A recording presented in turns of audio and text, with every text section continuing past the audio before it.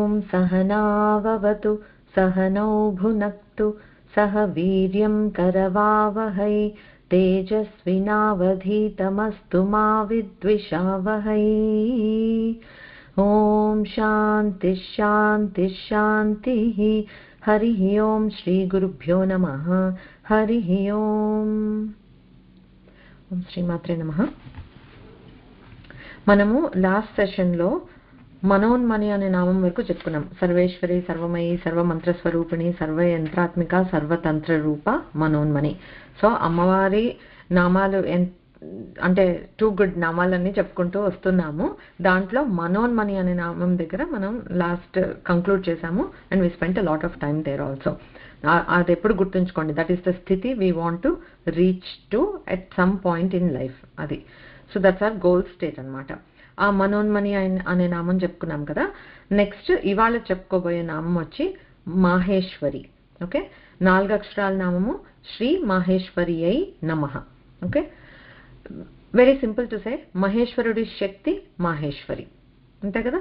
So మహేశ్వరుడు అని అంటే ఎవరు అనేది ఫస్ట్ తెలుసుకుందాం మనం. మీకు ఇప్పుడు రాబోయే నామాలన్నీ కూడా మనకి ఒకటి గుర్తుంచుకోవాల్సింది ఏంటి అని అంటే, లలితా సహస్రనామాలలో అమ్మవారి నామాలకు సంబంధించినవి చెబుతూ మధ్యలో శివుడిని మనకి గుర్తు చేస్తూ ఉంటారు వాగ్దేవతలు. ఎందుకు అని అంటే అదే సమయాచారం. అది ఏంటి, స్వామి దీపం అయితే అమ్మ వెలుగు, ఆ రెండింటిని మనం సెపరేట్ చేయలేం కదా. సో అభేద తత్వాన్ని చూపించడానికి, ప్లస్ అమ్మ అంటే శివశక్తి ఐక్య రూపిణి. ఓకే, శివ అని అంటే ఎవరు అని అంటే శివశక్తితోటి ఏకమై ఉన్న శక్తి అని అంటారు కనుక ఇలా మధ్య మధ్యలో మనకి గుర్తు చేయడానికి చాలానే నామాలు ఉన్నాయన్నమాట. సో ఇప్పుడు మహేశ్వరుడు అంటే ఏంటో చూద్దాం. మహేశ్వరుడు అంటే ఇప్పుడు త్రిమూర్తుల్లో మనకి చెప్పే ఈశ్వరుడు మహేశ్వరుడు కాదు, రుద్రుడు అని అంటారు. అక్కడ బ్రహ్మ, విష్ణు, రుద్రులు అని అంటారు. సో ఈ మహేశ్వరుడు అనే వాళ్ళు త్రిమూర్తుల్లో ఒకళ్ళు కాదు అది అని చెప్తున్నారు. వేదాల్లో ఏమని చెప్తారంటే, యో వేదాదౌ స్వరః ప్రోక్తో వేదాంతే చ ప్రతిష్ఠితః తస్య ప్రకృతి లీనస్య యః పరః స మహేశ్వరః. మహేశ్వరుడు అంటే ఎవరు అనే దానికి డెఫినేషన్ చెప్తున్నారు.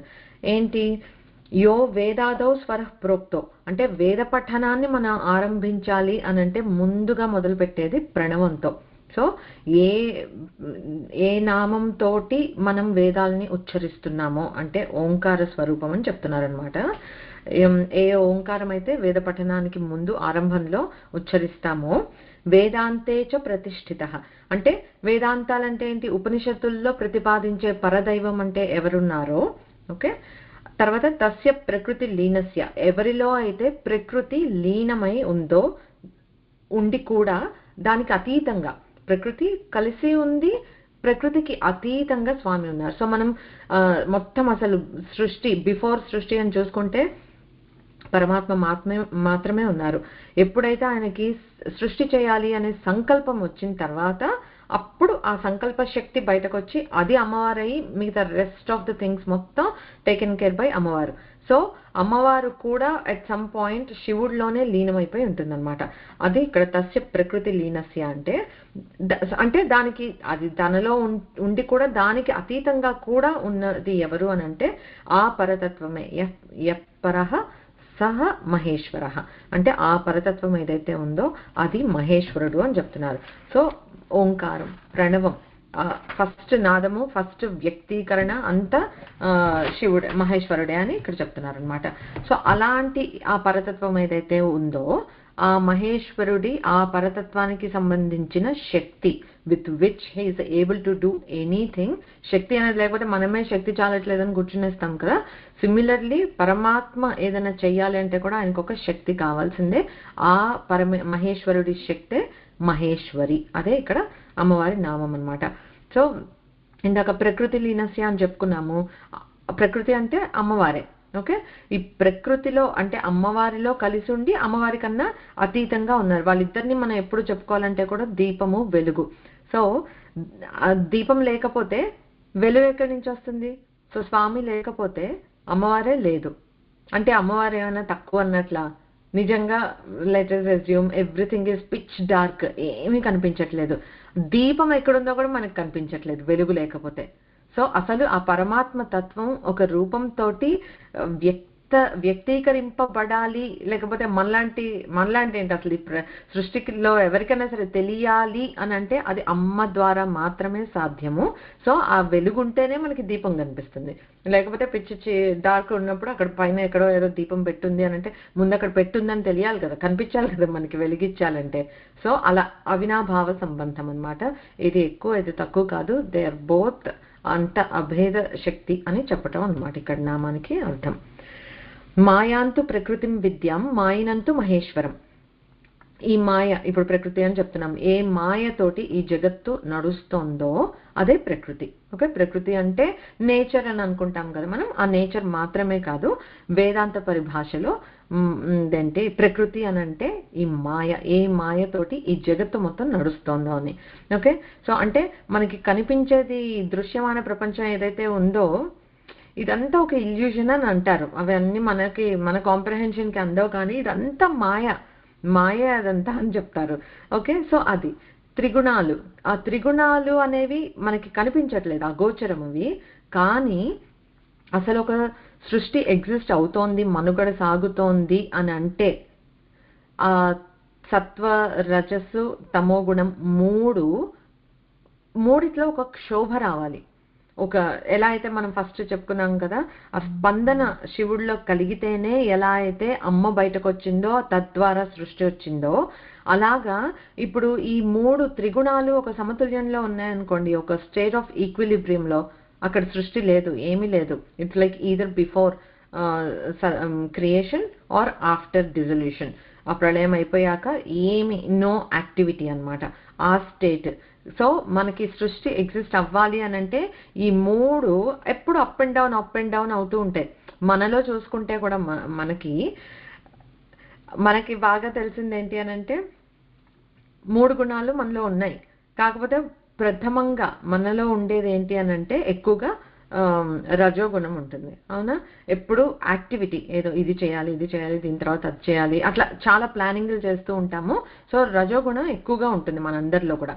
తమో గుణం ఉండాలి కూడా. రాత్రిపూట మరి పడుకోవాలంటే ఆ తమో గుణం అనేది ఉండాలి కదా. బట్ మోస్ట్లీ తమో గుణం ఇంకా ఏం చెప్పొచ్చు అంటే బద్ధకము, కొంచెం అలాంటి బ్యాడ్ థింగ్స్, స్లో డౌన్ అవ్వటము, అవన్నీ తమో గుణం. ఉన్నాయా లేవా? అవి కూడా ఉంటాయి కదా మనకి. సెల్ఫ్ పిటీ, ఇవాళ నేను చాలా కష్టపడిపోయాను, ఐ నీడ్ టు రిలాక్స్, అది తమో గుణమే అన్నమాట. సో అది మనలో ఉంటుంది. తర్వాత ఈ సత్వగుణమే అలా వచ్చి అలా వెళ్ళిపోతూ ఉంటుంది అన్నమాట. అప్పుడప్పుడు వస్తూ ఉంటుంది. ఏదో పూజలో ఉండి మనం బాగా కనెక్ట్ అయితే ఆ పరమాత్మ తత్వంతో ఆ పూజలో ఇంత కొద్దిసేపు ఉంటుంది, ఇంతలోకి చెదిరిపోతూ ఉంటుంది. It's not easy. So we keep slipping that very quickly అన్నమాట. ఎక్కువగా రజస్సులో లేకపోతే నిద్రలో అలసత్వంతో అంటే బద్ధకంతో అట్లాగా తమస్సులో బ్రతుకుతూ ఉంటాము. So our life is a balance. మన లైఫ్ చూస్తేనే బ్యాలెన్స్, సృష్టిలో కూడా సేమ్. ఓకే, అవి 3 ఈక్విలిబ్రియం మనలో వస్తే అదే సమాధి స్థితి, అదే విశ్వంలో వస్తే that's the end of the world అన్నమాట. Or before creation it was like that, ఇప్పుడు మళ్ళీ ఎండ్ ఆఫ్ ద క్రియేషన్, అప్పుడు అలా ఉంటుందన్నమాట.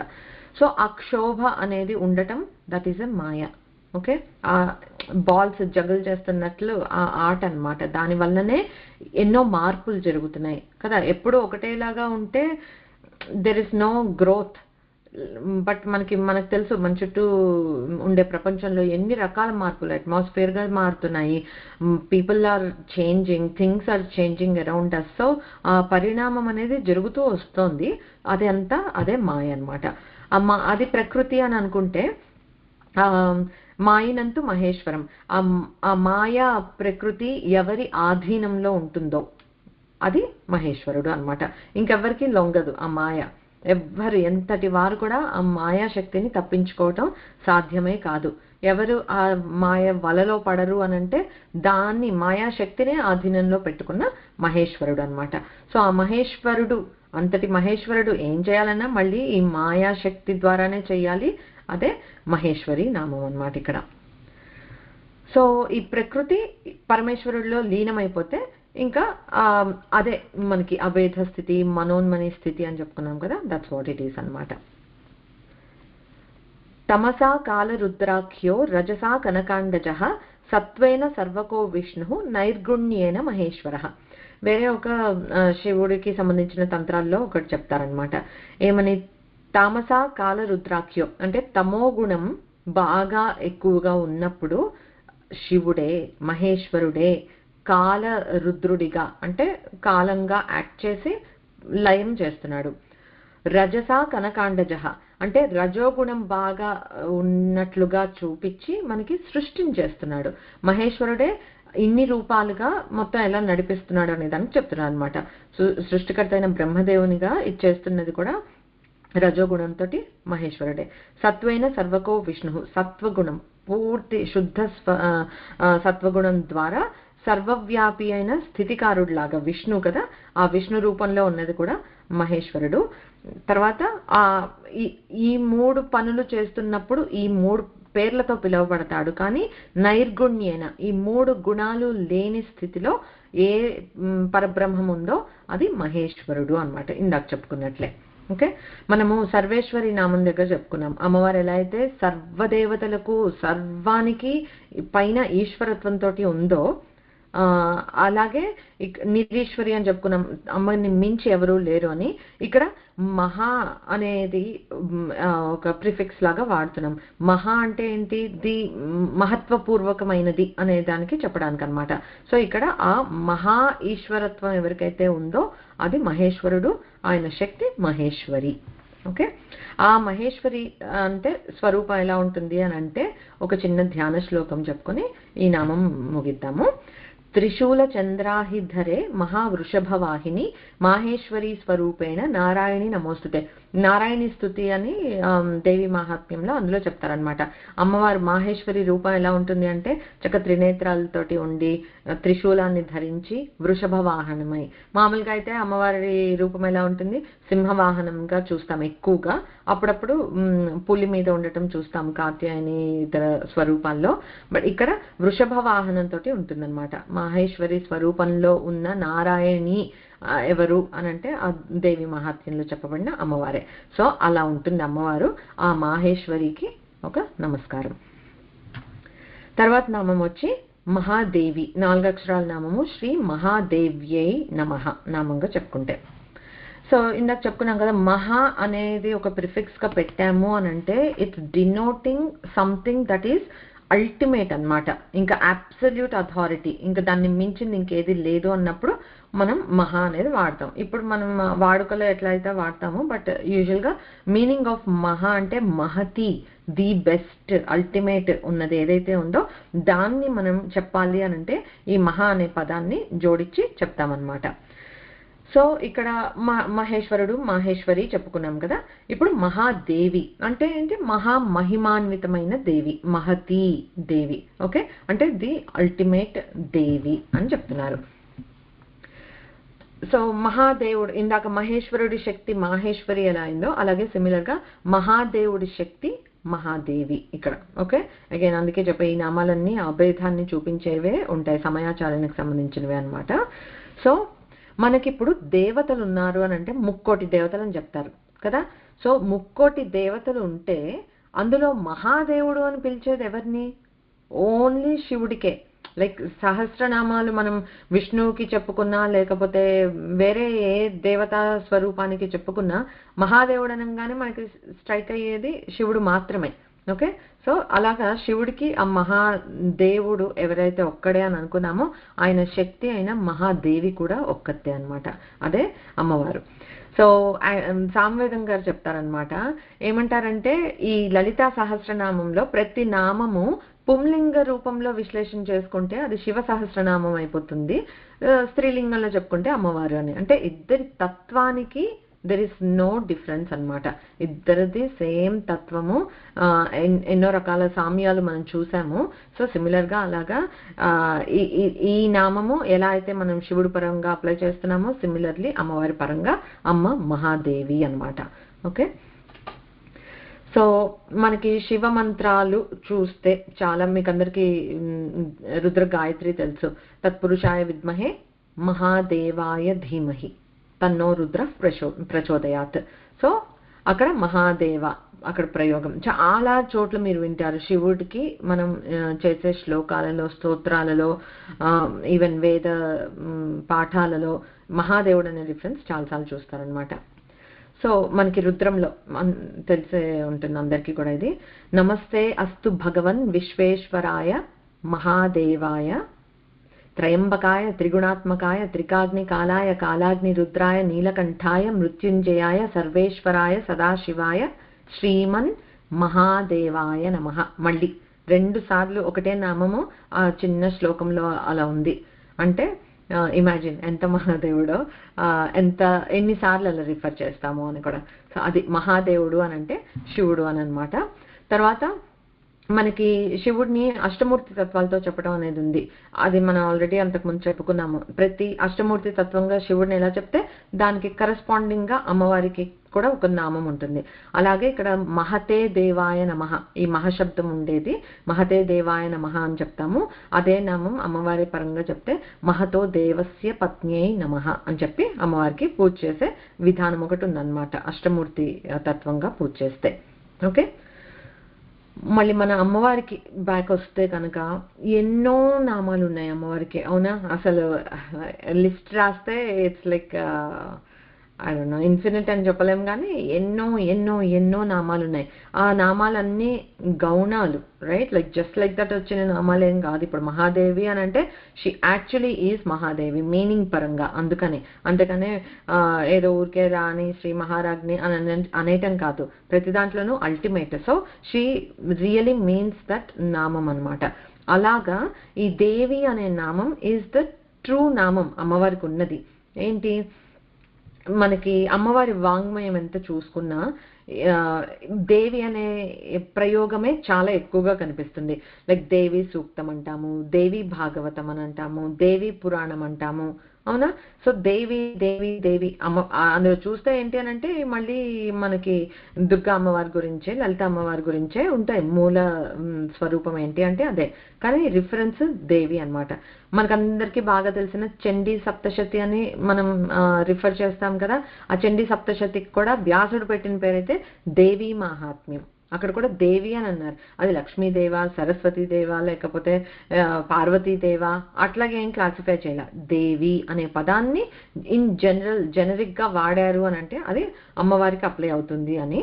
సో ఆబ్వియస్ గా మహాదేవి అనే నామం అమ్మకి సరిపోతుంది అనమాట. ఎందుకు ఇట్లాగా మనము ఎన్నోసార్లు చెప్పుకున్నాము ఇలాగా అమ్మవారు అని అంటే ఏంటి, మనం ఇప్పుడు దేవి అని రిఫర్ చేస్తున్నాము, అమ్మకి సరిపోతుంది ఈ దేవా ఆ దేవా అని చెప్పక్కర్లేదు అని. ఎందుకు అని అంటే మనం ఎన్నోసార్లు చెప్పుకున్నాం, ఏంటి మహాకాళి, మహాలక్ష్మి, మహాసరస్వతి స్వరూపిణి. సో ముగురమ్మల మూలపుటమ్మ అయిన ఆ అమ్మ ఏదైతే ఉందో ఆదిశక్తి, ఆ అమ్మవారికి దేవి అని అంటామన్నమాట. అదే రాజరాజేశ్వరి పరాభట్టారిక అన్న అమ్మవారే, లలిత అమ్మవారన్న ఆ మూల రూపమే అన్నమాట. ఓకే, మనకి మళ్ళీ చండీ సప్తశతిలోనే వచ్చే శ్లోకం నమో దేవ్యై మహాదేవ్యై శివాయై సతతం నమః నమః ప్రకృత్యై భద్రాయై నియతాః ప్రయతాస్మతాం. అంటే దేవి దేవి అని అన్నాం కదా, ఇక్కడ నమో దేవి అన్నారు అంటే అమ్మవారికి నమస్కరిస్తున్నాము అని చెప్పి అని వదలకుండా మళ్ళీ మహాదేవి, ఎలాంటి దేవికి నమస్కరిస్తున్నాము, మహాదేవి అయిన అమ్మవారికి నమస్కరిస్తున్నాం. ఎవరా మహాదేవి అయిన అమ్మవారు? శివాయై సతతం నమః.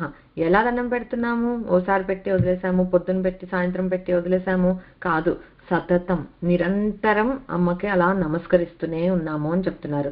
నమః ప్రకృత్యై, ఆ ప్రకృతి స్వరూపిణి అయితే ఎవరైతే ఉందో, భద్రాయై మనకి భద్రాన్ని కలిగించదు. అందుకే భద్రకాళి అంటే మనం భయపడక్కర్లా, మనకి భద్రాన్ని ఇచ్చే తల్లి అనేది గుర్తుంచుకోవాలి. సో ఆ మూల ప్రకృతి అయి మనకి భద్రాన్ని ఇచ్చే ఆ అమ్మవారు ఎవరైతే ఉన్నారో నియతాః ప్రణతాస్మతం. సో ఆ అమ్మవారిని ఒక నియమపూర్వకంగా చక్కగా అంటే త్రికరణ శుద్ధిగా ప్రణతులు ఇస్తున్నాము, అమ్మవారికి దండం పెట్టుకుంటున్నాము అని ఆ శ్లోకానికి అర్థం. సో అది నమో దేవ్యే మహాదేవ్యే అక్కడ అన్నమాట అమ్మవారి రిఫరెన్స్ అలాగా. అండ్ మనము చెప్పుకున్నాం, ఇప్పుడు చెప్పుకుంటున్న నామాల్లో వనదుర్గా మంత్రాలు ఉన్నాయని చెప్పుకున్నాం కదా మృడప్రియ వరకు.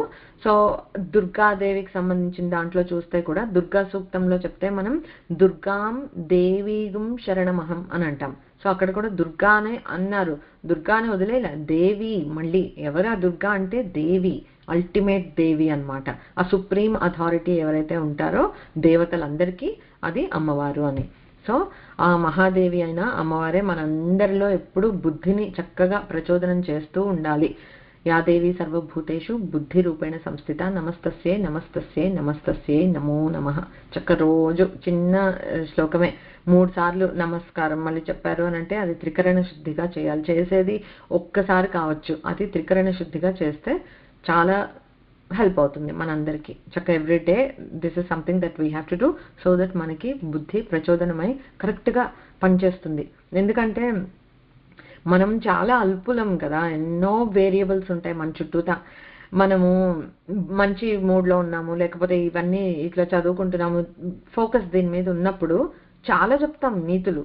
అవన్నీ నిజంగా సిచ్యుయేషన్ వచ్చినప్పుడు మనం పాటిస్తున్నామా లేదా ఎవరికి వాళ్ళమే చూసుకోవాలి. అంటే ఇప్పుడు మనం ఏది వచ్చినా ఈక్వల్గా యాక్సెప్ట్ చేయాలి అనేది చాలా ఈజీగా చెప్పేస్తాం. Is it that easy to follow, to put it in to application? అది మనం చూసుకోవాలి. మనం అలా చూసుకుంటూ ఉంటే ఏమవుతుంది అని అంటే ఈ బుద్ధి ప్రచోదనం అయితే చూసుకోవాలి అనే స్ఫురణ వస్తుంది. Will catch our cells in that moment అనమాట. పట్టుకొని నేను ఏం చెప్తున్నాను, ఏం నేర్చుకుంటున్నాను, అన్నీ అమ్మ ప్రసాదంగా భావించాలి అన్నప్పుడు why is something making me happy, why is something making me sad, right? ఆ క్వశ్చన్ మనల్ని మనం చేసుకోగలుగుతాం ఎప్పుడు ఈ బుద్ధి ఉంటే. అందుకని అమ్మవారిని ఫస్ట్ ఆ బుద్ధిని ప్రసాదించమనంటే everything else will fall in place అనమాట. సో అది మహాదేవి నామము. నెక్స్ట్ నామం వచ్చి మహాలక్ష్మి. శ్రీ మహాలక్ష్మి అయి నమః, 4 అక్షరాల నామం. ఈ లక్ష్మి అని అంటే ఏంటంటే అగైన్ ఒక ధాతువు రూట్ వర్డ్ ఉంటుంది సంస్కృతంలో అని చెప్పుకున్నాం కదా.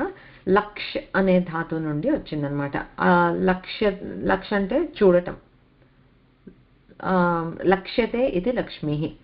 సో ఎలా చెప్తాము, ఈ ప్రపంచంలో అందరి చేత లక్షింపబడేది అంటే చూడబడేది, అందరినీ లక్షించేది. అంటే అందరినీ అమ్మ కూడా చూస్తూ ఉంది. అమ్మ చూస్తుంది, మనందరం కూడా చూసేది అమ్మ వైపే. సో అది లక్ష్యతే ఇది లక్ష్మి, అది డెఫినేషన్ అన్నమాట. సో మనము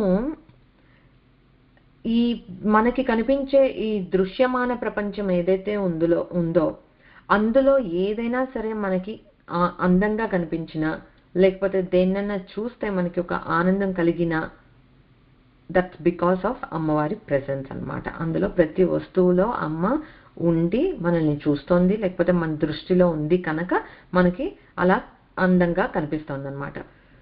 సిమిలర్గా అమ్మ మనల్ని కంటికి రెప్పలా చూసుకుంటోంది, అవునా? అదేం చెప్పక్కర్లేదు. చక్క జగన్మాత, అఖిలాండ కోటి బ్రహ్మాండ జనని.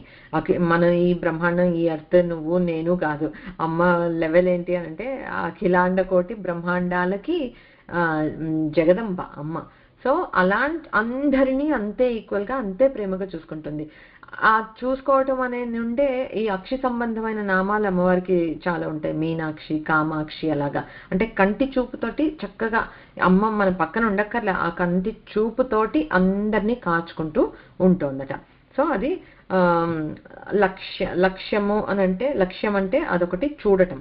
ఓకే, అనదర్ మీనింగ్ ఏంటి అంటే లక్ష్యతే ఇది లక్ష్మి అంటే అందరికీ లక్ష్యమైనది, అంటే గోల్ స్టేట్ అందరికీ అమ్మవారు, రైట్? మనం రియలైజ్ అయినా అవ్వకపోయినా at a soul level the only goal that every soul tries to attain is Ammavaru. Okay, కానీ మనం మాయ వల్ల మర్చిపోతూ ఉంటాము. మనం మెటీరియల్ గోల్స్ పెట్టుకుని వాటి కోసం పరిగెట్టేసి ఈ లైఫ్ని అయిపోగొట్టేస్తుంటాం. ఆ ప్రాసెస్లో కొత్త కర్మలు చేస్తూ ఉంటాము, బ్యాగ్ నింపేసుకుంటూ ఉంటాం, మళ్ళీ వెళ్తాం, మళ్ళీ వస్తాం. We are busy like that.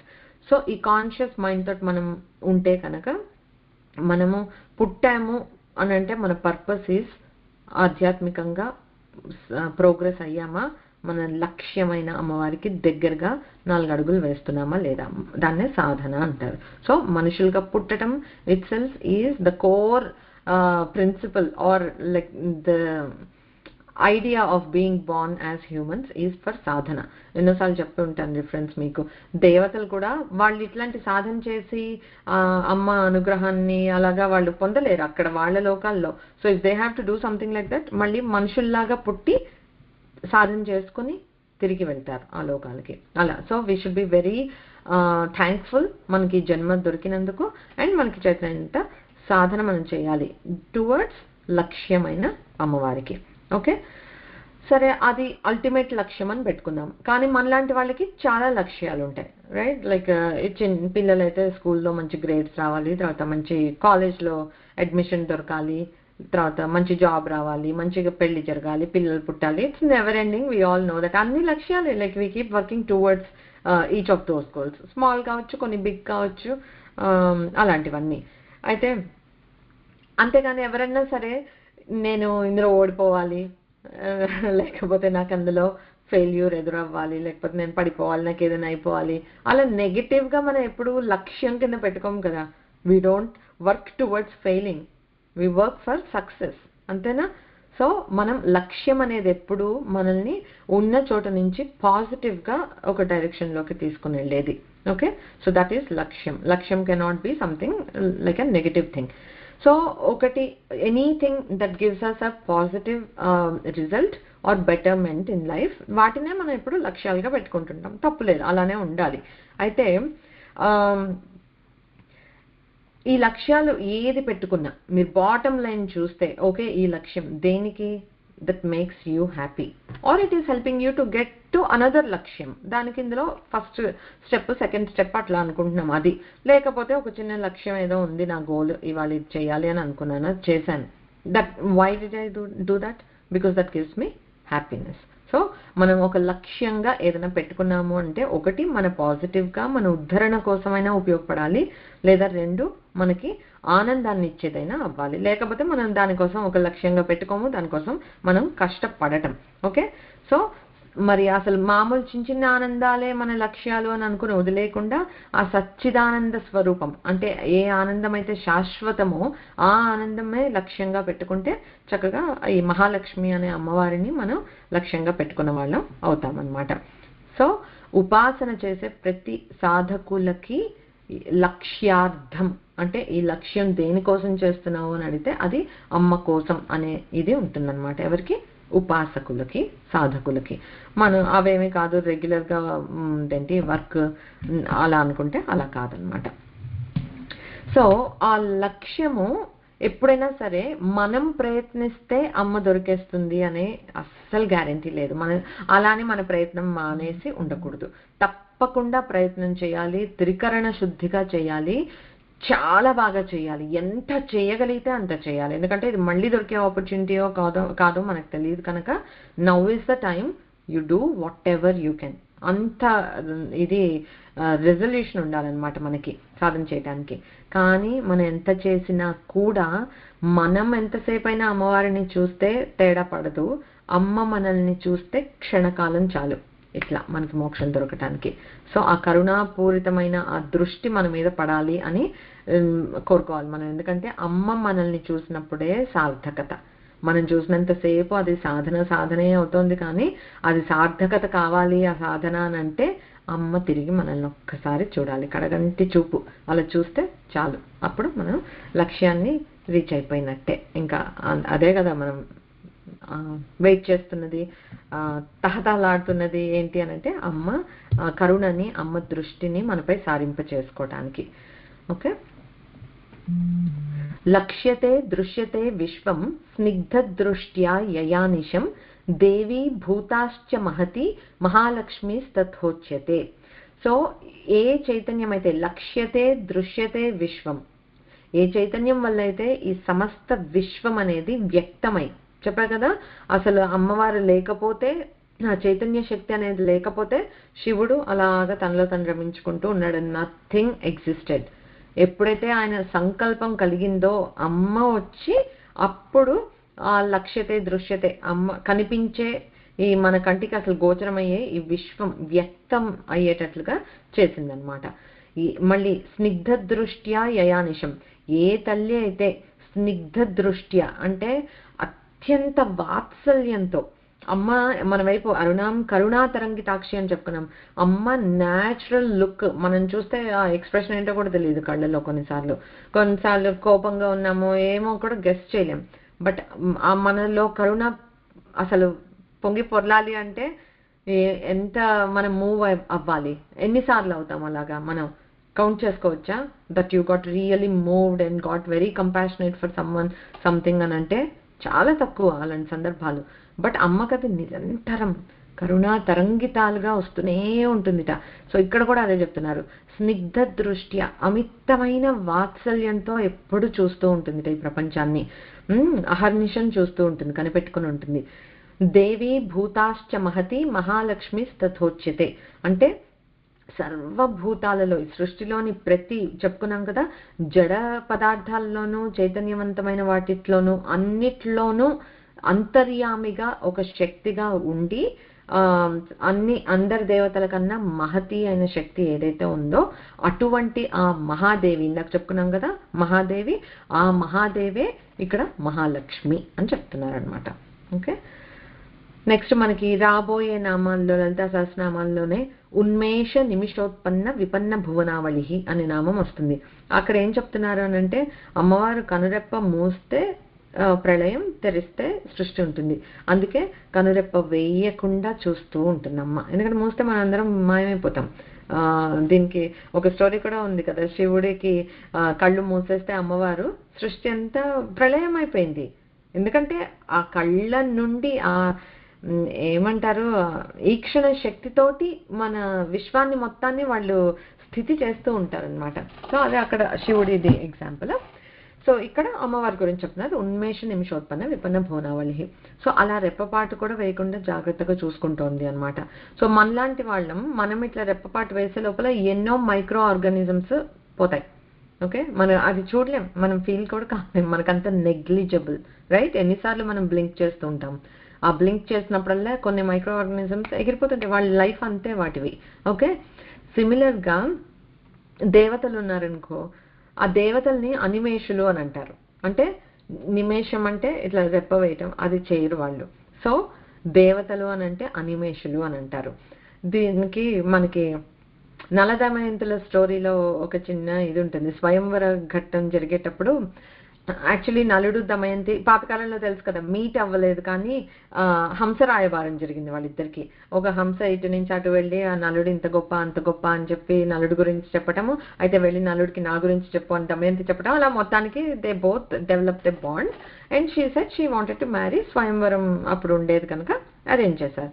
So నలుడు బయలుదేరి స్వయంవరానికి వస్తూ ఉంటే మనకి ఈ దిక్పాలకులందరూ కూడా బయలుదేరారనమాట. ఈ ఇంద్రుడు, వరుణుడు, యముడు, వీళ్ళు కూడా స్వయంవరానికి నలుగురు వచ్చారు.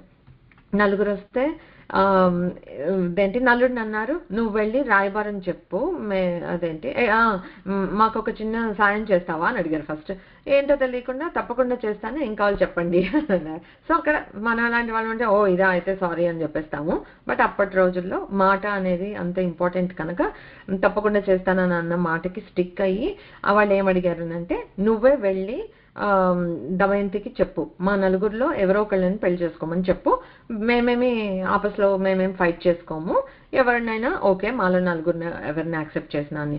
అయ్యో అదేంటి అలా అన్నారు, నేను కూడా తన్ని పెళ్లి చేసుకోవాలని అనుకుంటున్నాను కదా అంటే, మాకు తెలియదు, నువ్వు చెప్పాలి, నువ్వు ఒప్పుకున్నావు, మాట ఇచ్చావు అని అన్నారు. సో ఈయన వెళ్ళి అంతఃపురంలో కలిసి చెప్పారు, నల్లుడు చెప్పాడు అనమాట. ఏమని, ఇలాగా దిక్పాలకులు అడిగారు, రేపు వాళ్ళు వస్తారట అదేంటి స్వయంవరానికి, వాళ్ళ నలుగురిలో ఎవరో ఒకరిని పెళ్లి చేసుకోమని చెప్పమన్నారు.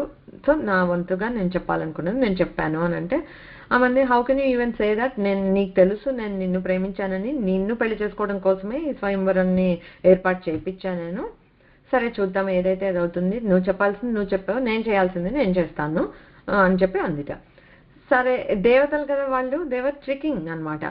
ఈమె వరమాల పట్టుకుని అక్కడికి వెళ్ళేటప్పటికి 5 నలులు ఉన్నారు. ఈ 5లో నలుడు ఎవరు, ఎట్లా చెప్పాలి, ఎలా చెప్పగలుగుతుంది? She only met him once. నలుగురు అచ్చుగుద్దినట్టు ఒక్కలాగే ఉన్నారు. సో ఏం చేసింది, మన తరం కాదు, కొన్ని ఛాలెంజెస్ మనకి లైఫ్లో they present in such a unique circumstance అవుతుందంటే వీ కాంట్, మనకి సొల్యూషన్ కనపడదు. అప్పుడు ఎవరు మనకి హెల్ప్ చేయగలుగుతారంటే ఇందాక అనుకున్నాం కదా, యాదేవి సర్వభూతేషు బుద్ధి రూపేణ అని. ఆ బుద్ధి, ఆ స్ఫురణ మనకి కలిగించేది అమ్మవారే. So that's what she did, she prayed అనమాట. నాకు తెలియట్లేదు ఇక్కడ 5గురు ఒక్కలాగే ఉన్నారు, ఇందులో రియల్ నలుడు ఎవరో కనిపెట్టేటట్లుగా నన్ను అనుగ్రహించమని దండం పెట్టుకుంది. Then it occurred to her. ఎందుకంటే మనకి నాలెడ్జ్ ఉండటం వేరు, ఆ టైంకి గుర్తు రావటం వేరు. మనకి అందరికీ బాగా తెలిసింది, ఏదో బాగా చదువుకుని వెళ్తే ఎగ్జామ్లోనో లేకపోతే మీటింగ్ ప్రెజెంటేషన్లో అట్లే ఇంపార్టెంట్ పాయింట్ మర్చిపోయామని అనుకుంటాం. అది ఆ మేధ అంటే ధరించటం, గుర్తుంచుకోవటం, స్ఫురణ ఆ టైంకి గుర్తు తెచ్చుకొని తర్వాత ఎలోక్వెంట్ గా చెప్పగలగటం, వాక్కు, ఇవన్నీ అన్నమాట. మనకి విద్య అంటే ఎన్ని రకాలు. ఫస్ట్ చదవాలని అనిపించటం, చదవటము, చదివింది అర్థం కావటము, అర్థమైనది నిలుపుకోవటము, నిలుపుకున్నది టైంకి గుర్తు రావటము, గుర్తుకొచ్చింది మంచిగా ఎక్స్ప్రెస్ చేయగలగటము, ఇన్ని రకాలు ఉంటాయి. సో అందులో ఏ ఒక్కటి ఫట్ అన్నా మనం ఏమి చేయలేకపోతాం సక్సెస్ఫుల్ గా. సో అలాగా ఆవిడ అమ్మవారి దండం పెట్టుకుంటే దెన్ ఆ స్ఫురణ అనేది వచ్చింది. ఏంటి, ఓకే దేవతలు కదా వస్తున్నారని చెప్పారు, దేవతలకి కొన్ని అట్రిబ్యూట్స్ ఉంటాయి. ఏంటిదే, అనిమేషులు అంటే రెప్పవేరు. మిగతా వాళ్ళందరూ రెప్ప వేస్తారు, వాళ్ళకి చెమట పట్టదుట, కాళ్ళు పాదాలు భూమికి అంటవట, మెడలో ఉండే పూల దండలు ఎప్పటికీ వాడకుండా ఫ్రెష్గా ఉంటాయట. సో అట్లాంటివి కొన్ని చూసుకొని, ఓ ఇందులో ఇక్కడ అదేంటి కనురెప్ప వేయండి మనకి ఈ 5గురిలో ఈ రియల్ నల్లుడు ఒక్కడే వేస్తున్నాడు, మిగతా వాళ్ళు ఎవరు వేయట్లేదు. సో అండ్ కాళ్ళు పాదాలు చూసుకుంది, అవన్నీ ఆ టైంకి స్ట్రైక్ అయ్యాయి. సో చూసుకొని మొత్తానికి షీ మ్యారీడ్ నల్లుడు. తర్వాత ఓ పెద్ద స్టోరీ, అదంతా ఇప్పుడు మనకు అనవసరం. కానీ సో అలాగా అనిమేషులు అంటారు దేవతల్ని. సో వాళ్ళు రెప్ప వేరు అని. కానీ రెప్ప వేరా నిజంగా మనం చూసేంత వేరు, బట్ ఎప్పుడో ఒకప్పటికి వేస్తారు. ఓకే, సో అలాగా ఆ దేవతలు రెప్పపాటు వేసే టైంకి మన లాంటి ఈ యుగాలు ఎన్ని ఎగిరిపోతాయో. ఓకే, అంత. సో అందుకని అనిమేషన్ అంటే బికాస్ మనం చూడటంలో చేయరు, ఎందుకంటే ఈ యుగాలు యుగాలు ఎగిరిపోతాయి కనుక మనం చూడలేము. But at one point they also blink. వాళ్ళు బ్లింక్ చేస్తే యుగాలు ఖతం అయిపోయింది. తర్వాత ఇలాంటి దేవతలకి మళ్ళీ వీళ్ళ ఆయుష్లంతా చాలా ఎక్కువ కదా, నాట్ రిలేటివ్. ఒక్కొక్క ప్లేన్లో ఒక్కొక్క లాగా ఉంటుంది. మన లైఫ్ స్పాన్ డిఫరెంట్, వాళ్ళది చాలా డిఫరెంట్. సో అలాంటి దేవతలు అంటే ఎన్నో ఎన్నో ఏళ్ళు ఉండే దేవతలు బ్రహ్మగారు ఒక్క రెప్పపాటు వేసే లోపల వాళ్ళు ఎగిరిపోతారు. ఓకే, బ్రహ్మ అయితే కల్పాలు ఉంటారు కదా, మన్వంతరాలు, అలాగా ఆ లెక్కకి అమ్మవారు ఒక రెప్ప వేస్తే ఇట్లాంటి బ్రహ్మలు ఎంతమందో ఎగిరిపోతారు అని. సో ఇమాజిన్, అంత ఇది పవర్ అనమాట. సో మన చిన్నపాటి ఈ ఆఫ్టర్ ఆల్కే మనం ఒక కన్ను రెప్ప వేస్తే పాప ఎన్నో మైక్రో ఆర్గానిజమ్స్. నో ఇమాజిన్ మనం ఎంత మైక్రో టైనీయో ఈ విశ్వంలో. ఇంకా దేన్నో చూసుకొని మనము పొగరుగా ఫీల్ అవుతున్నాము, లేకపోతే ఈగో పెట్టుకొని ఉన్నాము, వాళ్ళ మీద కోపం వీళ్ళ మీద కోపం, ఎంత అన్నెసెసరీయో. అసలు ఇలాంటివి మనకి సెట్ చేసేయాలి మన truth. They have to keep us honest అనమాట. ఇలాంటివి చదివినప్పుడు అలా అనిపిస్తుంది. సో ఎనీవేస్ అలాగ కనురెప్ప వేస్తే ఇంత జరిగిపోతుంది కనుక కనురెప్ప కూడా వేయకుండా కళ్ళతోటి చూసుకుంటుంది. సో మహాలక్ష్మి అంటే అదొకటి మీనింగ్. చూసుకుంటే మనము మామూలుగా మహాలక్ష్మి అని అన్నాము అని అంటే విష్ణు పత్ని మహాలక్ష్మి అని చెప్పుకుంటాం కదా మనం. సో అది కాదు అని అనట్లేదు, కానీ ఇక్కడ ఈ సందర్భంలో మనకి చెప్పిన నామాల్లో ఏంటంటే మళ్ళీ ముగ్గురమ్మల మూలపుటమ్మ. ఓకే, ఆ మహాలక్ష్మి స్వరూపానికి మహాకాళి, మహాసరస్వతి మూడు దేని నుండి వచ్చాయో ఆ మహాదేవే ఈ మహాలక్ష్మి అయ్యింది. Okay, so that is another way of looking at it అనమాట. సో అసలు ఏం చెప్తారు అంటే సర్వస్యాద్యా మహాలక్ష్మి త్రిగుణా పరమేశ్వరి లక్ష్యాలక్ష్య స్వరూపాసా వ్యాప్య కృత్స్నం వ్యవస్థిత. అంటే సమస్త సృష్టికి సర్వస్యాద్య, ఈ సృష్టి మొత్తానికి ఆది కదా, అమ్మ నుండే ఈ సృష్టి ఎంత వచ్చిందంటే కారణభూతురాలైంది అమ్మ. సో ఆది శక్తి అంటే అదనమాట, అమ్మ నుండే అసలు సృష్టి. ఆ సృష్టికి ఓకే నువ్వు బ్రహ్మ విష్ణు రుద్రులు వాళ్ళకి మళ్ళీ శక్తులు ఇచ్చింది అమ్మే. అందుకే how can any of that be different from amma? How can we be any different from amma యాక్చువల్గా? సో అలాగా సర్వస్యాద్య మహాలక్ష్మి. సో ఆద్య శక్తి ఏదైతే ఉందో అది మహాలక్ష్మి అని చెప్తున్నారనమాట. సో ఆ మహాలక్ష్మి సృష్టించడమే కాకుండా స్థితికి కావాల్సినవన్నీ సమకూర్చి ఎన్నో రకాల ఐశ్వర్యాలను ఇచ్చి స్థితి కలిగేటట్లుగా చూస్తోంది. ఇప్పుడు విష్ణువు స్థితికారుడు అని అంటున్నాడు, అందుకే విష్ణువుకి మహాలక్ష్మి శక్తి అయింది. ఎందుకంటే స్థితి అంటే పోషణ దేంతో చేస్తాం? ఐశ్వర్యంతో చేస్తాం మనం, అవునా? సో అలా శక్తి అని అంటే మనం ఎప్పుడు పవర్ భార్యాభర్తలుగా మనకి చెప్తే అర్థం అవటానికి చెప్తారు, కానీ శక్తి ఈజ్ ఆల్వేస్ ఇన్సెపరబుల్. నువ్వు చేసే యాక్ట్కి ఆ శక్తికి భార్యాభర్త అని మనకు అలా చెప్తారనమాట. సో అలాగా ఈ సృష్టి మొత్తానికి ఆధారమై ఉన్నది అమ్మవారు. త్రిగుణ పరమేశ్వరి అంటే చెప్పుకున్నాం, సత్వ రజో తమో గుణాలు స్వరూపిణి, మూడిటి కలయిక అమ్మవారు అయి వాటి మూడిట్లో క్షోభ కలిగిస్తూ ఈ విశ్వాన్నంతటినీ శాసిస్తున్న పరమమైన ఈశ్వరత్వం కలిగినది ఎవరైతే ఉందో అది పరమేశ్వరి. సో త్రిగుణ పరమేశ్వరి. లక్ష్యాలక్ష్య స్వరూప అంటే లక్ష్య అంటే కంటికి కనిపించేది, అలక్ష్య కంటికి కనిపించినవి, గోచరాగోచరము లేకపోతే వ్యక్తం అవ్యక్తము వీటన్నిటి స్వరూపమై స్థూలంలోనూ సూక్ష్మంలోను అంటే కనిపించని దాంట్లోనూ సూక్ష్మంగా మనం చూడలేనిది స్థూలంగా చూడగలిగేదానికి రెండిట్లోనూ వ్యాప్య కృత్స్నం వ్యవస్థిత అంటే పూర్తిగా వ్యాపించి, లైక్ ఎన్నోసార్లు చెప్పుకున్నాం మనం, సృష్టి చేసి దానికి దూరంగా భిన్నంగా ఉండకుండా ఆ సృష్టిలో ప్రతి అణువులోనూ అమ్మ నిండి ఉందన్నమాట. ఆ వ్యాప్య కృత్స్నం వ్యవస్థిత విశ్వమంతటా వ్యాపించి స్థిరంగా ఉన్న ఆ శక్తి ఏదైతే ఉందో అది మహాలక్ష్మి. సో ఇప్పుడు అర్థమైంది కదా. సో మహాలక్ష్మి అంటే విష్ణుపత్ని మహాలక్ష్మి అనే కాదు, ఇట్స్ బియాండ్ దట్ కూడా అనమాట. ఆద్యాశక్తి, ఏ శక్తి నుండి ప్రతి శక్తి వచ్చిందో ఆ శక్తి మహాలక్ష్మి అని చెప్తున్నారు ఇక్కడ. మనకి దేవి మహాత్మ్యంలో మూర్తి రహస్యం అని ఒకటి ఉంటుంది. ఈ చండీ పారాయణ మొత్తం అయిపోయిన తర్వాత మూర్తి రహస్యం అని ఒకటి ఉంటుంది. అందులో ఏం చెప్తారంటే, ఇత్యేతా మూర్తయో దేవ్యాః పృథక్ పృథక్ ఉదీరతాః జగన్మాతుర్ మహాలక్ష్మ్యాః పూజనీయాః ప్రయత్నతః. ఓకే, ఇత్యేతా మూర్తయోః అంటే ఇప్పటి వరకు చెప్పబడిన ఇన్ని మూర్తులు, ఇన్ని అవతారాలు, ఈ నారాయణీ స్థితిలో ఇన్ని రకరకాల రూపాలు చెప్పారు మనకి. అష్టమాతృకులు చెప్పారు, నవదుర్గలు చెప్పారు, అలాగే ఇన్ని చెప్పాం కదా. అవన్నీ కూడా చెప్పబడిన అమ్మ రూపాలన్నీ ఎవరివి? దేవ్యాహ. ఆ దేవి మహాదేవి ఎవరైతే ఉందో ఆ అమ్మవారి రూపాలే అని చెప్తున్నారు. చెప్తూ పృథక్ పృథక్ ఉదీరత వేరువేరుగా వర్ణింపబడ్డాయి, కానీ అన్ని ఒకే దేవత స్వరూపాలు.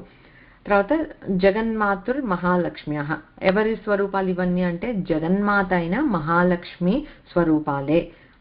ప్రయత్నత పూజనీయ అంటే మనం వీళ్ళ ప్రతి స్వరూపాన్ని అంత ప్రయత్నంతో అంటే మనం సాధన ఇంటెన్షన్ తోటి చెయ్యాలి అని చెప్తున్నారు. అత్యంత శ్రద్ధతో పూజించబడేటటువంటి స్వరూపాలే. ఏది ఒకటి తక్కువ ఒకటి ఎక్కువ లేదా, అన్ని అమ్మ స్వరూపాలే. సో దాన్ని ఇప్పుడు మనం ఏది డిఫరెన్షియేట్ చేసి చెప్పలేం కదా. సో అదొకటి చెప్తారనమాట. అండ్ ఆల్సో ఈ మనము మహిషాసుర మర్దనం చేసింది మహాలక్ష్మి అవతారంలోని. సో మనము ఈ చండీ పరదేవత ఏదైతే ది కోర్ సబ్జెక్ట్ ఆఫ్ దేవి మహాత్మ్యం ఉందో ఆ మహాదేవి అయితే మహాకాళి, మహాలక్ష్మి, మహాసరస్వతి స్వరూపిణి అని చెప్పుకున్నాం కదా.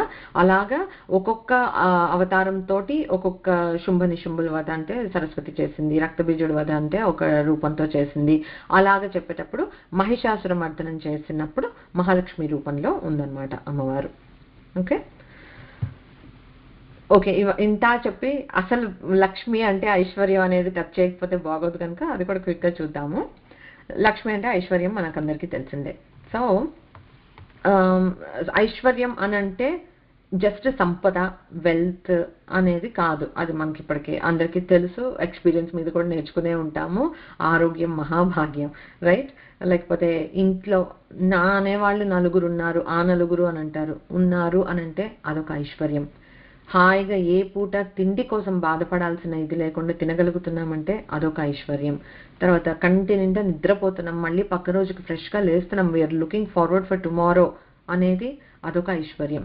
ఇలా హోప్లెస్గా బ్రతకట్లేదు కదా, చాలా చక్కగా ఉన్నాం. సో ఐశ్వర్యం అనేవి ఇన్ని రకాలుగా ఉంటుందన్నమాట. అందుకే మనకి మహాలక్ష్మి అని ఇక్కడ చెప్పిన అష్టలక్ష్ముల్ని చెప్పారు, అవునా? ఆదిలక్ష్మి అంటే ఆధ్యాత్మికత కావాలి కదా మనకి. తర్వాత ధాన్యలక్ష్మి, పొద్దున్న లేస్తే పోషణ కావాలి మనకి. ధైర్యలక్ష్మి, ధైర్యము, ఆత్మవిశ్వాసం ఉండాలి కదా. ఇవాళ రేపు ఏ పని చేయాలన్నా, మన చిన్న ఇంట్లో ఉండే హోమ్ మేకర్కైనా బయటకు వెళ్ళి ఉద్యోగాలు చేయాలన్నా సరే ఆ క్యాపబిలిటీ ఎంత కావాలి మనకి. ధైర్యంగా ఒక అడుగు ముందుకు వేయాలి అని అంటే అది ఆ అమ్మవారు అలా అనుగ్రహిస్తుంది. గజలక్ష్మి, రాజ్యాధికారం, హోదాని వాటికి అది వద్దా మనకి, మన మాట చెల్లాలి, నలుగురు ముందు ఒక మంచి ఫేమ్ ఉండాలి అని అనుకోవటంలో తప్పలేదు కదా. తర్వాత సంతాన లక్ష్మి అంటే పిల్లలు కలగటము, వాళ్ళ ద్వారా వంశం వృద్ధి చెందటము, అండ్ పిల్లలు ఏదో పుట్టారు కాకుండా మళ్ళీ వాళ్ళ నుండి మన ప్రేమని కూడా పొందగలగటము, రైట్, అన్నీ మ్యాటర్ అవుతాయి. సో అది సంతాన లక్ష్మి. తర్వాత విజయలక్ష్మి, అఫ్ కోర్స్ మనం ఇందాక చెప్పాం, లక్ష్యాలు పెట్టుకుంటూ ఉంటాము. ఎందుకు అని అంటే వీ వాంట్ టు సక్సీడ్, అందుకే ఒకటి గోల్ పెట్టుకుని దానికి టువర్డ్స్ దట్ వర్క్ చేస్తున్నాం. అది ఎట్లా అంటే విజయలక్ష్మితో సాధ్యం. తర్వాత విద్యాలక్ష్మి, ఇప్పుడే చెప్పుకున్నాం, విద్య అంటే ఉత్తి చదువుకోవటమే కాదు, అర్థం కావటము, అవన్నీ కూడా అని చెప్పేసి.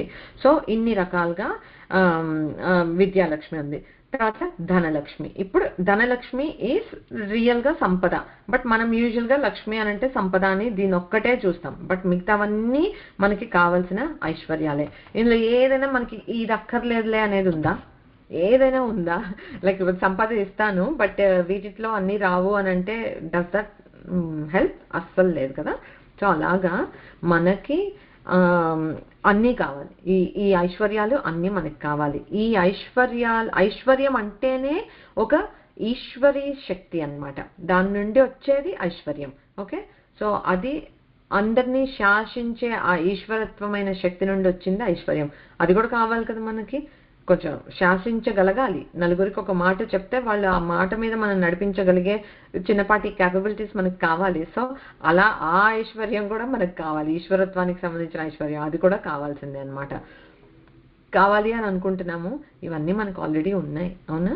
అది మనం గ్రహించాలన్నమాట. ఏదో ఒక లేశ మాత్రమైన ఇవన్నీ లేకపోతే we won't be where we are today.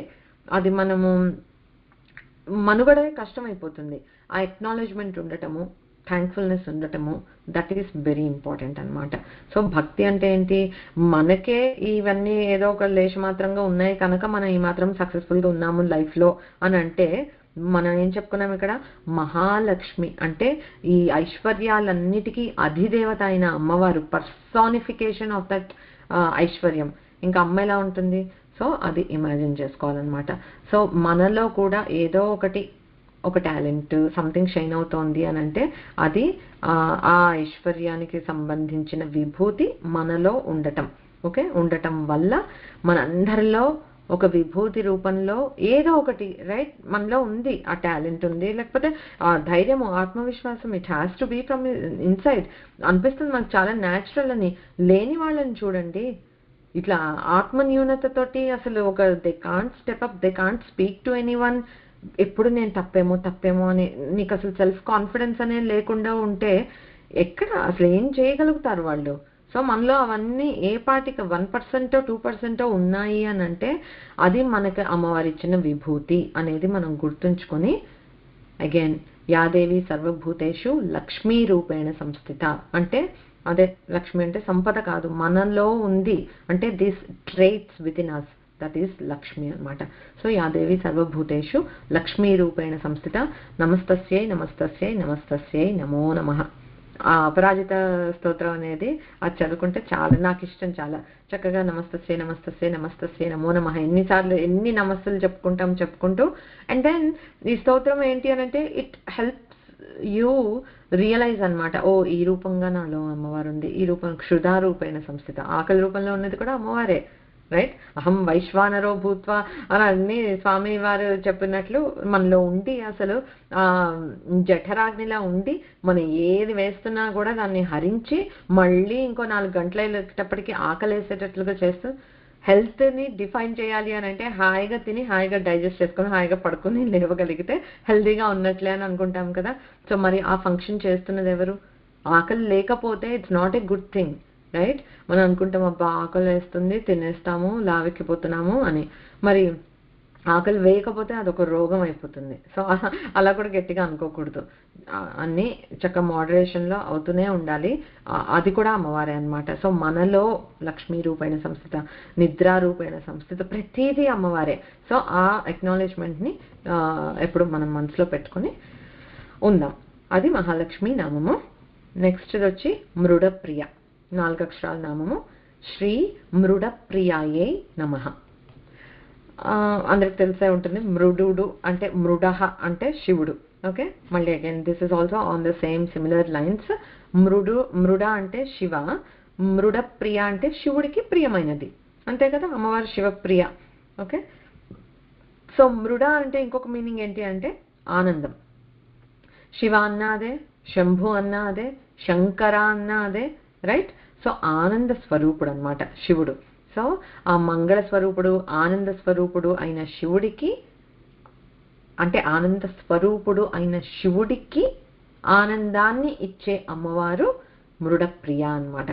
Okay, so ఆ కాజ్ అనమాట. శివుడికి కూడా ఆనందాన్ని ఇవ్వగల, మనందరికీ శివుడు ఆనందాన్ని ఇస్తే శివుడికి ఆనందాన్ని ఇచ్చేది అమ్మవారు అనమాట. సో అదే ఆనందానికి ఆనందమైనది చిరునామా అనమాట అమ్మవారు. మనకి అస్థి భాతి ప్రియం అని చెప్తే అందులో ప్రియం ఏదైతే ఉందో, సచ్చిత్ ఆనందం అని చెప్పుకుంటే అందులో ఆనందం ఏదైతే ఉందో అది అమ్మవారే అని తెలుసుకోవాలన్నమాట. అండ్ మనకి శివనామాలు ఎట్లా, నామసామ్యం ఎలా ఉందని చెప్పుకున్నాము మల్టిపుల్ టైమ్స్. రుద్ర, రుద్రాణి, భవ, భవాని, శివ, శివాని లాగా ఇక్కడ మృడ, మృడాని కూడా అమ్మవారి నామమే. ఇక్కడ మృడప్రియ చెప్పారు, మృడాని. ఆ మృడాని ఏదైతే ఉందో మృడప్రియ కూడా అదే అనమాట. సో ఇందాక మనం చెప్పుకున్నాం కదా, కొన్ని వీటి ప్రకారము సృష్టి కార్యం చేసేటప్పుడు శివుడు భవుడిగా, అగైన్ భవాని అని అంటే కూడా అట్లా, భవుడు అని అంటే సృష్టి చేసేవాళ్ళు. స్థితి కార్యం చేసేటప్పుడు మృడుడిగా, అక్కడ సత్వగుణం ఎక్కువ ఇదిగా ఉంటుందన్నమాట. తర్వాత లయ కార్యం చేసేటప్పుడు హరుడిగా. సో భవుడు, మృడుడు, హరుడు, 3 శివుడే, పరమేశ్వరుడే ఈ 3 గుణాలతోటి 3 కార్యాలని నడిపిస్తున్నారు అని చెప్తారనమాట. సో ఇక్కడ మృడ అని అంటే ఏంటంటే శుద్ధ సత్వరూపం అనమాట. అందుకే ఆనందం, అదే కదా శుద్ధ సత్వం అంటే ఏంటి, ఆనందం, బ్లిస్ అనమాట, ఎటర్నల్ బ్లిస్ అట్లాగా. ఓకే, జన సుకృతే సత్వోద్రిక్తౌ మృడాయ నమో నమః అని అన్నారు.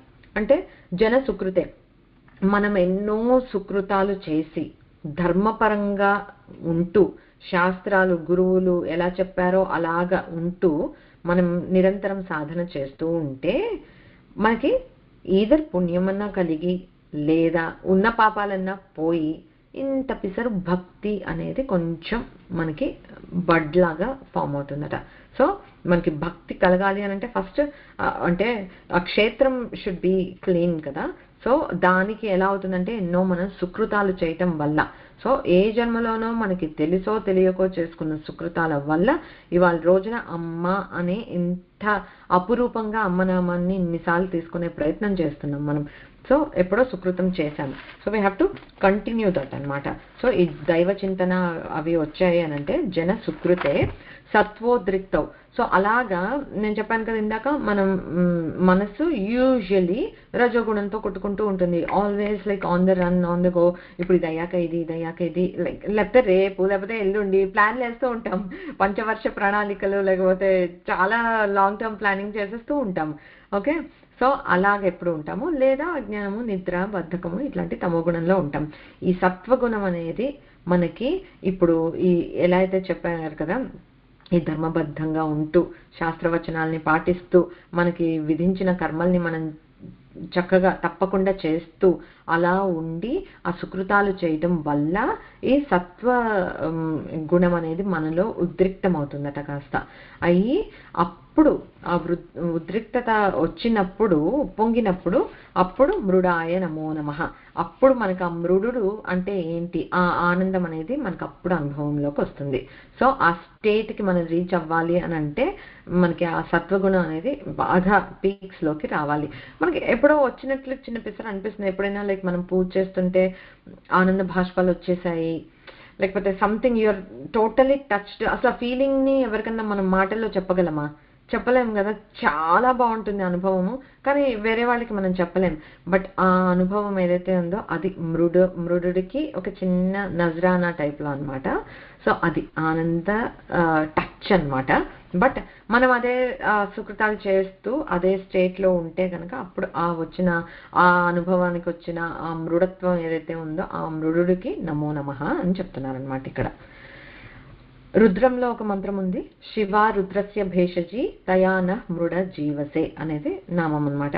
అంటే రుద్రుడు అనగానే మనకందరికీ ప్రళయకాల రుద్రుడు అనే ఒక ఘోరమైన స్వరూపమే ఇమ్మీడియట్ గా మైండ్కి వస్తుంది. రుద్ర నామం అంటేనే కొన్నిసార్లు కొన్ని మీనింగ్ లో ఏడిపించేవాడు అట్లా కూడా చెప్తారనమాట. వన్ ఆఫ్ ద వ్యాలిడ్ మీనింగ్సే, కానీ అలా మనకు ఆ ఘోర రూపమే స్ఫురణలోకి వస్తుందన్నమాట. కానీ అదే రుద్రుడిలో మృడుడు కూడా ఉన్నాడు. So we shouldn't fail to see that అనమాట. ఓకే, కాకపోతే ఇప్పుడు రుద్రుడిగా ఉన్న శివుడిని ఒక మృడుడిగా మనకి ప్రెజెంట్ చేయాలి, వ్యక్తం చేయాలి అని అంటే అది అమ్మ వల్లనే సాధ్యం. అమ్మే శరణ్యం మనకి. ఓకే, లేకపోతే అసలు శివజ్ఞాన ప్రదాయిని అమ్మవారు. అందుకే లేకపోతే శివుడికి ఏమీ పట్టదు అసలు. అమ్మే చక్క దగ్గరుండి నాన్న ఇలా పూజ చేసుకోవాలి, శివుడిని చేరటానికి మార్గం ఇది అని చెప్పి మనకి గురు రూపంగా చేరుస్తుంది, శివజ్ఞానాన్ని మనకి ఇప్పిస్తుంది. అది అమ్మ చలవ వల్లే మనం స్వామిని తెలుసుకోగలుగుతాం అన్నమాట. అందుకని అమ్మని పట్టుకుంటే చాలు. సో ఇక్కడ ఏం చెప్తున్నారు, శివ రుద్రస్య భేషజి. శివ అంటే అమ్మవారు ఈ రుద్ర స్వభావానికి ఒక ఏంటి అమ్మ ద్వారా తయాన మృడ జీవసే అంటే ఈ భవరోగాలకి మంచి ఔషధం అన్నమాట. భేషజి అంటే ఒక మంచి ఔషధం. అమ్మ ద్వారా మృడ జీవసే ఆనందమయమైన జీవితాన్ని మనకి రుద్రుడు ఎలా ఇస్తున్నాడు అని అంటే మృడుడిగా అమ్మ ద్వారా ఇస్తున్నాడు అని. అమ్మ ఉండటం వల్లే మృడుడు అయ్యాడనమాట.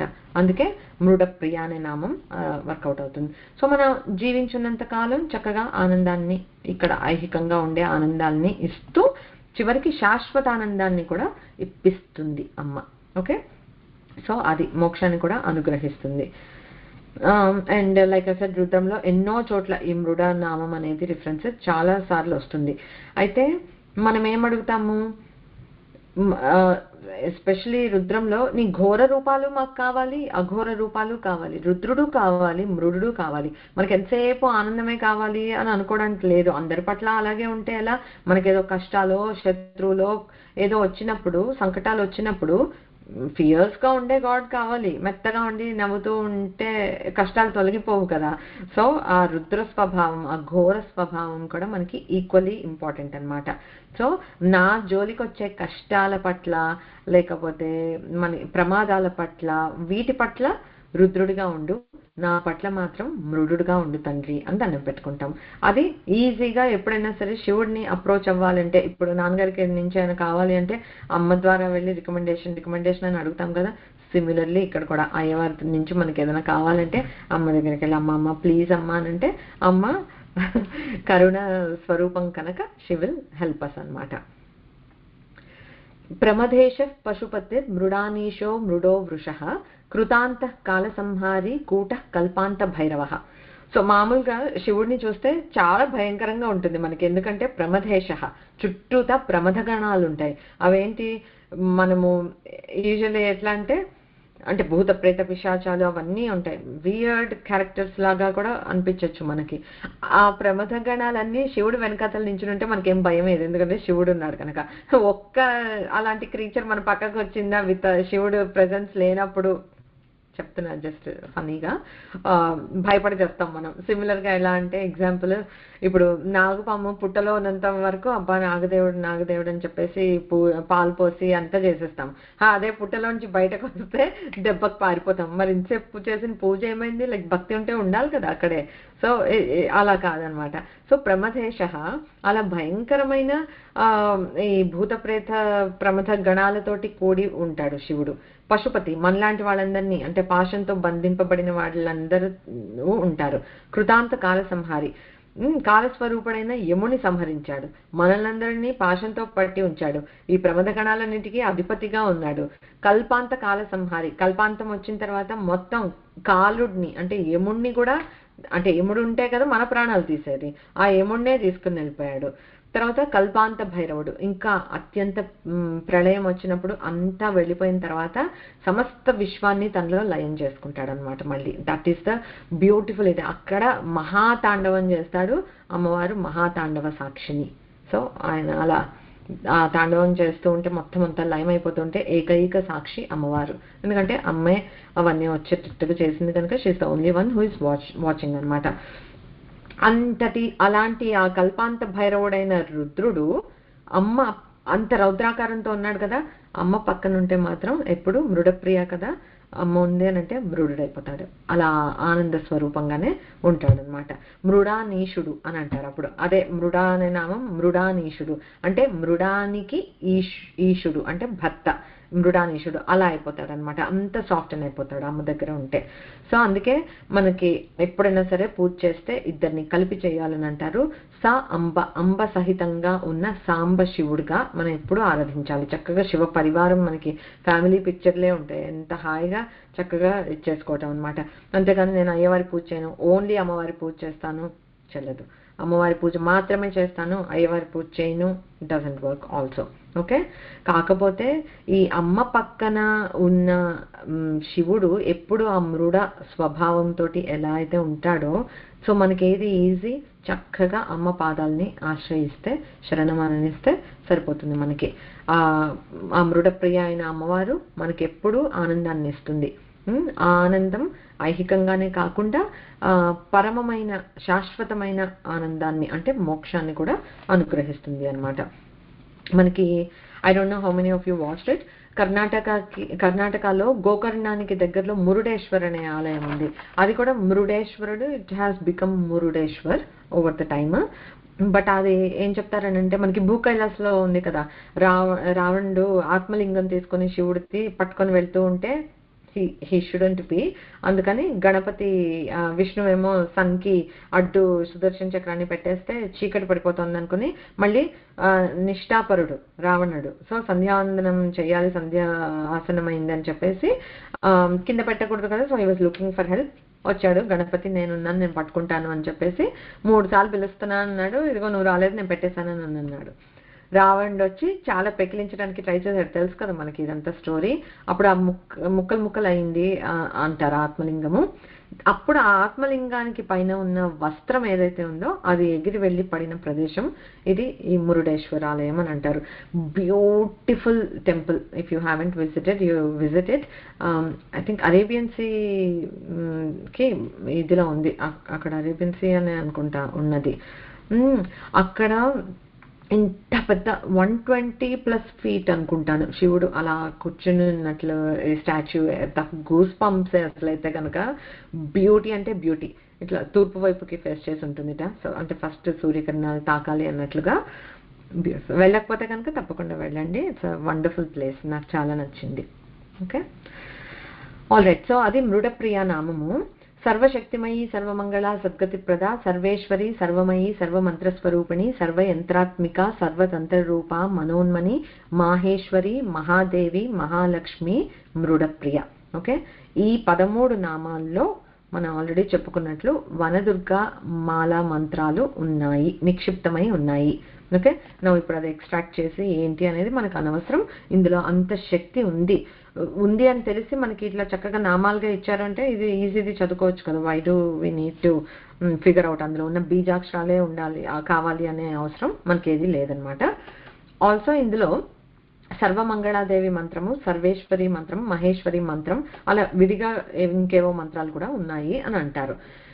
ఫర్ ఎగ్జాంపుల్ ఎలా అంటే సర్వేశ్వరి సర్వమయి సర్వమంత్ర స్వరూపిణి సర్వయంత్రాత్మిక సర్వతంత్ర రూప మనోన్మని, ఈ నామాల సెట్లో ఈ 6 నామాల్లో సర్వేశ్వరి మంత్రం ఉందట. అంటే అగైన్ ఇదేదో ఉంది అని ఉత్తిగా చెప్పింది కాదు, దర్శించిన ద్రష్టలు చెప్పిన ఇదే నేను ఇక్కడ షేర్ చేస్తున్నాను. తర్వాత మాహేశ్వరి మహాదేవి మహాలక్ష్మి మృడప్రియ, ఈ 4 నామాల్లో మాహేశ్వరి మంత్రం ఏదో నిక్షిప్తమై ఉందట.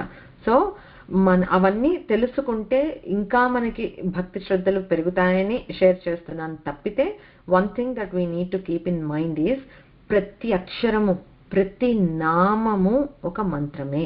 ఓకే, నేను ఎన్నోసార్లు చెప్పాను, మాతృకా వర్ణ స్వరూపిణి అమ్మవారు. ఏమీ లేదు, ఆ ఈ రోజు చదువుకుంటే కూడా అందులో లేని బీజాక్షరమా కదా. సో మనం ఆ శ్రద్ధతోటి, ఆ రెస్పెక్ట్ తోటి మనం ఇన్ చదువుకున్నా కూడా నీకు ఇంత ఫలితం వస్తుందని అంటుంటే, వాగ్దేవతల నుండి వచ్చిన లలితా సహస్రనామం చదివితే వస్తుందో రాదో అని ఎందుకు డౌట్? లేనిపోని ఈ బీజాక్షరాలు ఏంటో తెలుసుకోవాలనే వెంపర్లాట దేనికి మనకి? అస్సలు అక్కర్లేదు. హాయిగా ఈ నామపారాయణ తోటి మనం తరించిపోగలము అని ఈ కలియుగంలో they made it very easy అనమాట ఫర్ అస్. సో చక్కగా ఇవే మనం రోజు లలితా సహస్రనామం చదువుకునే ప్రయత్నం చేసుకుంటూ హాయిగా ఇవే నమ్మకం, పూర్తి నమ్మకం, శ్రద్ధతోటి చదువుకుంటూ ఉందాం. నెక్స్ట్ సెట్ ఆఫ్ నామాలు ఇంకా powerful. I'm looking forward for the next class. So అవేంటో చూద్దాం next week. Okay, conclude the class ఈ వీక్కి.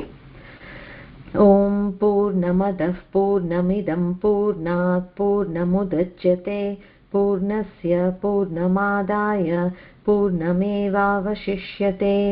ఓం శాంతి శాంతి శాంతి. హరి ఓం. శ్రీ గురుభ్యో నమః.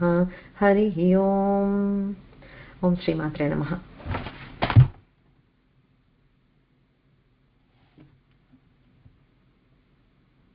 రికార్డ్ అయిందో లేదో నాకు తెలియదు. ఓకే, హరి ఓం ఎవ్రీవన్. నెక్స్ట్ వీక్ కలుద్దాము.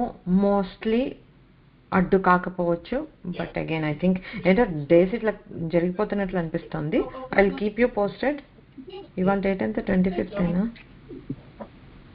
I think I should be okay. Okay, I'll keep you posted. Have a good week everyone. Hari Om. Hari Om. Hari Om. Hari Om.